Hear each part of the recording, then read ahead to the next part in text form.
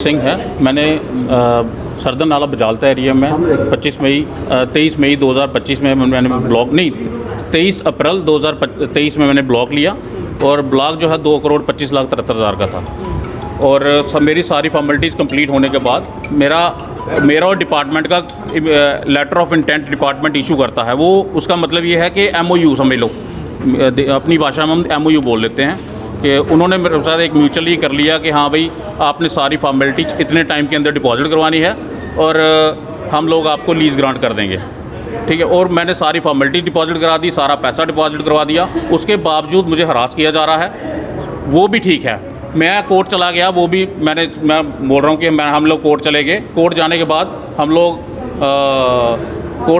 हम लोग कोर्ट से ऑर्डर लेके आते हैं कि हाँ भाई हमें एक 1 मंथ के अंदर कोर्ट ने ऑर्डर किया कि 1 मंथ के अंदर इनको लीज़ ग्रांट की जाए।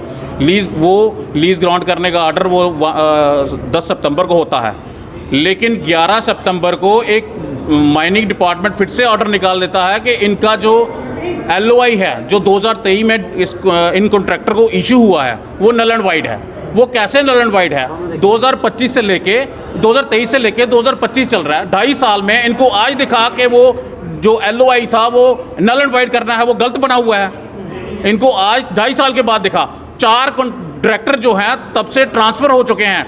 या तो वो डायरेक्टर जो थे वो वो काम करने के काबिल नहीं थे, ये डायरेक्टर जो हैं ये काम करने के काबिल आ गए, ये मंत्री काम करने के काबिल आ गए। दूसरी बात, सरदन नाला बजालता एरिया में जहां मैंने अपना ब्लॉक लिया हुआ है, माइनिंग ब्लॉक, वहां पर मंत्री साहब के एक रिलेटिव का वहां पे क्रशर है। मंत्री साहब वहां पे टोटल 13 क्रशर लगे हुए, जिनमें से सिर्फ आज की डेट में एक ही चल रहा है, बाकी 12 के 12 बंद हो चुके हैं। वो क्यों बंद हो चुके हैं अब मुझे पूरा ब्रीफ करना है, कि मुझे लग रहा है कि आपको ज़्यादा पता होगा।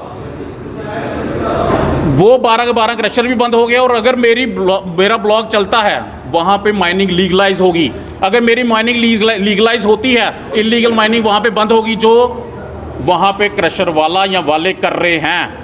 मेरे ब्लॉक में ज़बरदस्त तरीके से इलीगल माइनिंग चल रही है। रात को 9 बजे से लेके सुबह 5 बजे तक ऐसे तांडव चलता है। वहाँ पे हज़ारों की तादाद में टिप्पर जाते हैं। अगर कोई रोकने जाता है तो इन्होंने बड़ा कुछ वहाँ पे अपना तामझाम बनाया हुआ है। मैं क्या बताऊँगा अब आपको। आप मंत्री का जिक्र कर रहे हैं, किस मंत्री का? डिप्टी CM सुरेंद्र चौधरी, जो कि नेशनल कॉन्फ्रेंस के डिप्टी CM हैं, जो माइनिंग मिनिस्टर हैं, जिनको उमर अब्दुल्ला साहब ने हमारे ऊपर बिठाया हुआ है कि ये इन लोगों ने, जम्मू वाले लोगों ने BJP को वोट दिए, इन लोगों को जाके पनिश करो, इनको पता लगे कि इन लोगों ने गलती की है BJP को वोट देके। मेरा कहने का ये मतलब है, सुरेंद्र चौधरी जम्मू वाले लोगों को, स्पेशली जम्मू वाले लोगों को तंग कर रहे हैं। कभी जाते हैं फलाने DMO को सस्पेंड कर दो, कभी जाते हैं फलाने अर्दली को सस्पेंड कर दो। और कोई रीज़न, अगर कोई सस्पेंड करने का होता भी है वो नॉर्मल जैसा होता है उसके ऊपर।